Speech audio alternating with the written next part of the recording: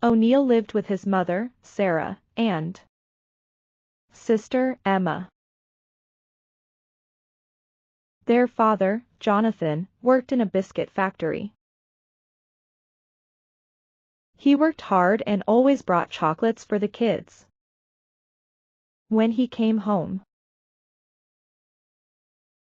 But one day, everything changed. Jonathan suddenly passed away from a brain hemorrhage. Sarah was in shock. But she knew she had to be strong for her children. She started looking for a job, but no one hired her. She had no skills, no education. Days passed, and she grew more worried. With her neighbor Jasmine's help, Sarah got a job as a maid in a rich woman's house. The owner, Marlin, made Sarah do extra work but paid her less. O'Neill and Emma were doing their homework. Sarah was in the kitchen. After a while, she came and sat with them. O'Neill looked up from his homework and said, "Mom, my notebook is almost full. And my pencil is too short. I need new ones." Sarah smiled and said, "All right, sweetheart." Emma looked up with big eyes. Mom, when you get your salary, will you buy me chocolate? Promise? Sarah smiled gently. Okay. Promise. O'Neill glanced at his mother. She looked tired. Sarah asked, Have you both finished your homework? It's time for dinner. Emma jumped up. I finished first. O'Neill smiled. Me too, Mom. Laughing, they ran to the kitchen together. And Sarah followed with a smile. The next morning, after breakfast, O'Neill and Emma left for school. Sarah also reached the work and got busy in the kitchen. Suddenly, Marlin called her. Sarah came in the lounge, wiping her hands. Yes. Ma'am? Marlin handed her the salary. Sarah counted the money, then paused. Ma'am, this is $100 less. Marlin coldly replied. Keep it. Or you may go. Sarah walked back to the kitchen, holding the money. Tears filled her eyes. I want to buy Emma chocolate. But this isn't enough. My kids' wishes always get pushed aside.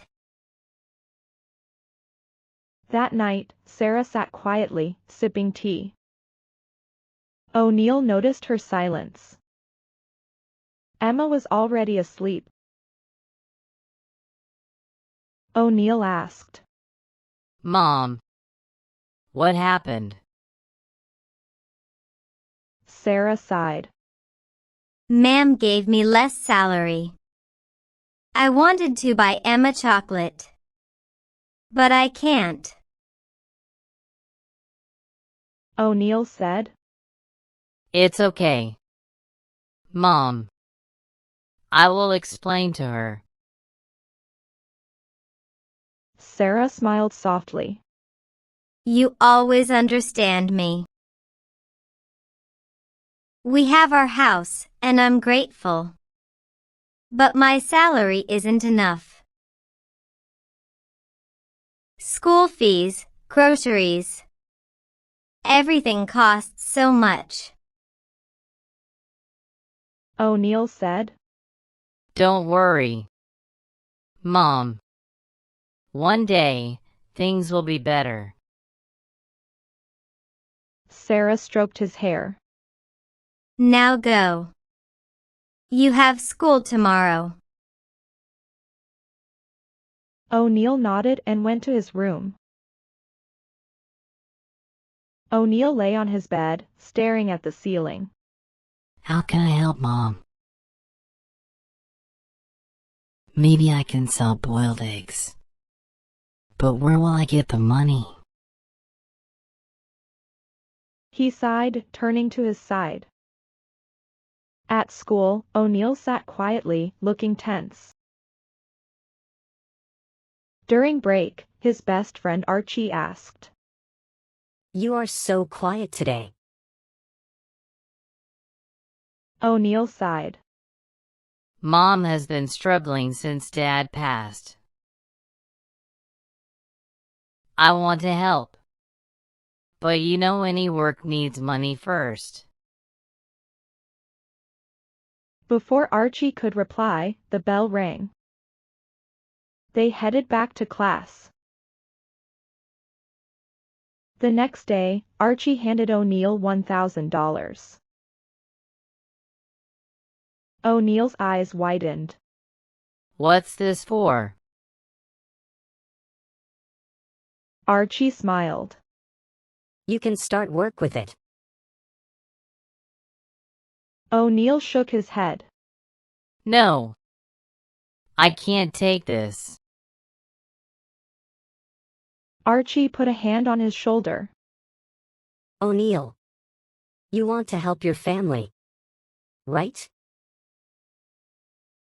Use this. Pay me back whenever you can. O'Neill hesitated, then slowly took the money. Archie smiled. By the way, are you ready for the math test? That evening, when Sarah came home, O'Neill showed her the money. Mom. Archie gave me this. I want to work. He said. Sarah frowned. No. O'Neill. Your studies come first. I will still study. Mom. I promise. She sighed, then nodded. On Sunday, they went to the market and bought eggs in bulk. At home, Sarah boiled them, while O'Neill watched closely. O'Neill's egg stall became popular, and soon he added tea. Life got better. Every evening, he brought Emma a chocolate. One evening, a rich man sat on a bench.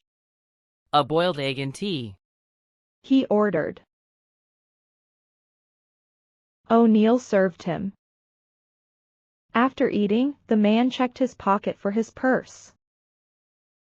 But it was missing. He shouted. You stole my purse! O'Neill stepped back, shocked. No, sir. I didn't. The man kept accusing him, until Mr. Harry, a regular customer, checked O'Neill's stall and pockets. This boy didn't steal anything. Mr. Harry said. Maybe you dropped it somewhere. The man left angrily.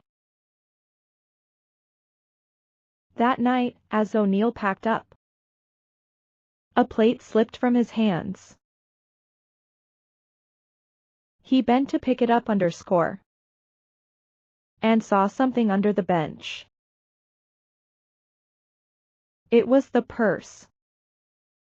He grabbed it and found cash and an ID card.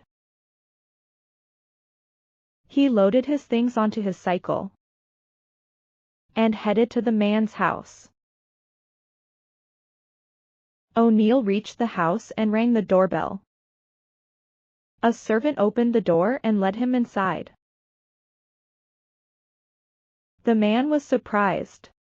You? O'Neill held out the purse. Sir, I found this under the bench. The man took it, ashamed. I accused you wrongly. He pulled out some cash. Take this as a reward. O'Neill shook his head. No, sir. I only returned what was yours. The man smiled. You are an honest boy. I want to hire you in my office as a peon. I will also pay for your education. O'Neill thought for a moment, then nodded. Okay. He headed to his house happily.